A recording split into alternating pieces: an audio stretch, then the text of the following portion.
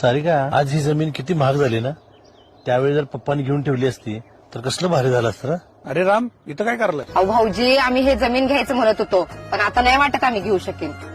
एकेकाळी हीच जमीन 25,000 रुपये गुंठ्याने मिळत होती आणि आता ह्याच जमीन जवळ 15 लाख रुपये गुंठा झालाय. अरे असल्या महागाईत जमीन घेणं शक्य आहे का आता? अहो त्यावेळेला ह्यांच्या पप्पांना सगळेजण सांगत होते की ही जमीन घेऊन ठेवा म्हणून. तेव्हा घेऊन ठेवली असती तर कसलं भारी झालं असतं माहितीये. मग आता काय की काय अडचण आहे? आता कसं शक्य आहे ते? अहो घराचं खर्च, पोरांचं शिक्षण ह्यातनं होत नाही आता ते घेणं. 25,000 रुपये गुंठ्याने असताना तर घेतलो बी असतो.